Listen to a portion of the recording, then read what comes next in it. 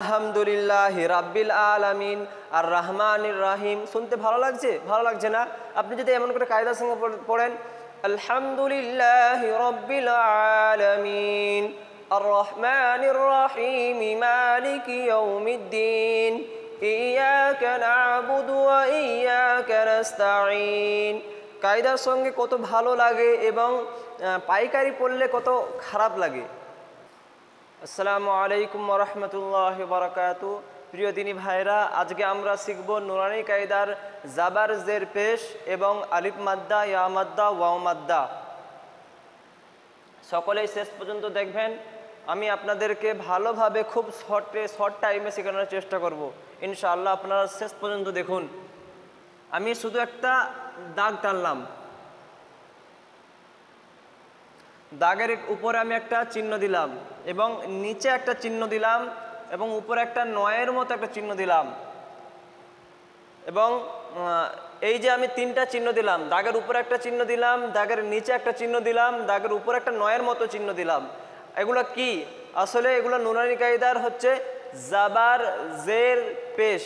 দাগের উপরে যেটা রয়েছে, দাগের উপরে যেটা রয়েছে সেটা জাবার, দাগের নিচে যেটা রয়েছে সেটা জের, দাগের উপরে যেটা নয়ের মতো চিহ্ন রয়েছে ওটা হচ্ছে পেশ। তো জাবার জের পেশকে হারাকাত বলা হয়, জাবার জের পেশকে হারাকাত বলা হয়।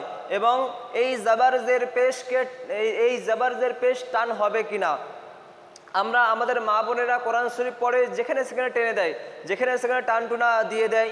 আমাদের ভাইয়েরা যারা মুন্সির কাছ থেকে পড়েছে তারা যেখানে সেখানে টানটুনা দিয়ে দেয়। তো আসলে আমরা এই যে জাবার জের পেশ, এই যে জাবার জের পেশ রয়েছে এখানে টানবো কিনা আসুন। এই দেখেন, আলিফ থেকে ইয়া পর্যন্ত, আলিফ থেকে ইয়া পর্যন্ত কোন অক্ষরে জাবার হোক, জের হোক বা পেশ হোক, আলিফ থেকে ইয়া পর্যন্ত কোনো অক্ষরে জাবার হোক বা জের হোক বা পেশ হোক তাড়াতাড়ি করে পড়তে হবে। অর্থাৎ আলিফ থেকে ইয়া পর্যন্ত কোনো অক্ষরে জাবার আসুক বা জের আসুক বা পেশ আসুক তাড়াতাড়ি করে পড়তে হবে। কেমনভাবে? আলিফ জাবার আ, বা জাবার বা, তা জাবার তা, সা জাবার সা, জিম জাবার জা, এমনভাবে তাড়াতাড়ি করে পড়তে হবে আমাদেরকে।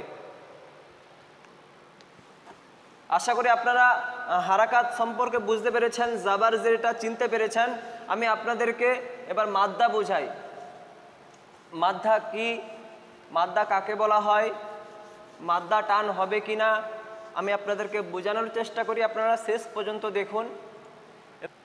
দিনী ভাইয়েরা এদিকে লক্ষ্য করবেন। দেখুন, আলিফের ডান দিকে আমি জাবার দিলাম, আলিফের ডান দিকে জাবার দিলাম।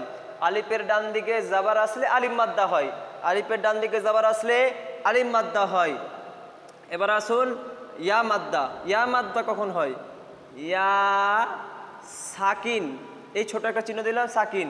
তো ইয়া সাকিনের ডান দিকে জের আসলে ইয়া মাদ্দা হয়, আলিফের ডান দিকে জাবার আসলে আলিফ মাদ্দা হয়, ইয়া সাকিনের ডান দিকে জের আসলে ইয়া মাদ্দা হয়।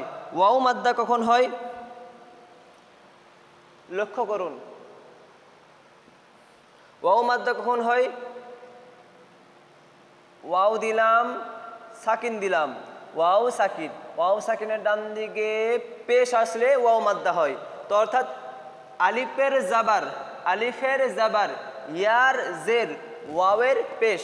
আলিফের ডান দিকে জাবার থাকলে আলিফ মাদ্দা হয়, ইয়া সাকিনের ডান দিকে জেদ থাকলে ইয়া মাদ্দা হয়, ওয়াও সাকিনের ডান দিকে পেশ থাকলে ওয়াও মাদ্দা হয়।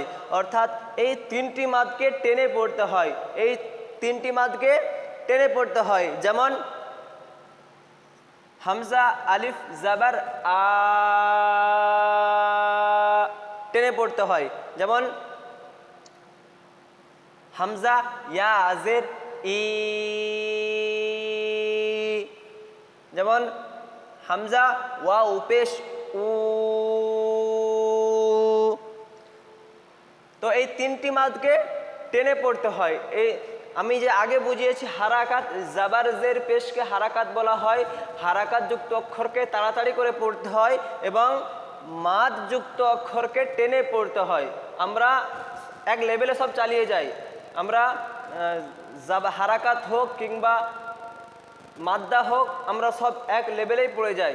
কারণ আমরা মুন্সির কাছ থেকে পড়েছি আগে, আমাদের মা বোনেরা মুন্সির কাছ থেকে পড়েছে, তারা জানতো না, তারা কায়দার সঙ্গে পড়তো না, এই জন্য তারা ভুল করে দেয়। এই জন্য আমরা যে কোরআন শরীফ পড়ছি, আমরা সওয়াবের জন্য পড়ছি, নেকির জন্য পড়াশোনা করছি। কোরআন শরীফটা নেকির জন্য, সওয়াবের জন্য আমরা পড়ছি, কিন্তু আমাদের নেকির জায়গায় সওয়াবের জায়গায় আমাদের গুনাহ হয়ে যায়। নেকির জায়গায় সওয়াবের জায়গায় আমরা গুনাহ পেতে থাকি। আমাদের নেকি হচ্ছে কিনা আমরা জানি না। আসলে কোরআনকে শুদ্ধ পড়তে বলেছে, কোরআনকে অশুদ্ধ পড়তে বলে নাই, কোরআনকে শুদ্ধ পড়তে বলেছে। আশা করি আপনারা বুঝতে পেরেছেন হারাকাত কাকে বলে এবং মাদ্দা কাকে বলে। মাদ্দা কখন হয় আরেকবার দেখে নিন। মাদ্দা কখন হয়? আলিফের ডান দিকে, আলিফের উপরে নয়, আলিফের ডান দিকে জাবাত থাকলে আলিফ মাদ্দা হয়। এবং ইয়া সাকিনের, এটা হচ্ছে ইয়া, এই ছোট্ট চিহ্নটার নাম হচ্ছে সাকিন। ইয়া সাকিনের ডান দিকে জেদ থাকলে ইয়া মাদ্দা হয়, এবং ওয়াও সাকিনের ডান দিকে ওয়াও সাকিন, এইটি হচ্ছে ওয়াও, এটি হচ্ছে সাকিন। ওয়াও সাকিনের ডান দিকে পেশ থাকলে ওয়াও মাদ্দা হয়। এই তিনটি মাদকে টেনে পড়তে হয়। এক আলিফ পরিমাণ টান বলতে কাকে বোঝায়? একটি বন্ধ আঙ্গুল কতটা টানবো আমরা, এই মাদগুলোকে আমরা টানবো কতটা? একটি বন্ধ আঙ্গুল খুলতে এবং বন্ধ করতে যতক্ষণ টাইম লাগে ততক্ষণ আমরা টানবো। এক আলিফ পরিমাণ টান বলতে বোঝায় একটি বন্ধ আঙ্গুল, আমি আঙ্গুলটাকে বন্ধ করে রেখেছি, এই আঙ্গুলটা বন্ধ আছে, এটি খুলতে এবং বন্ধ হতে যতক্ষণ টাইম লাগে ততক্ষণকে বোঝায় এক আলিফ পরিমাণ টান।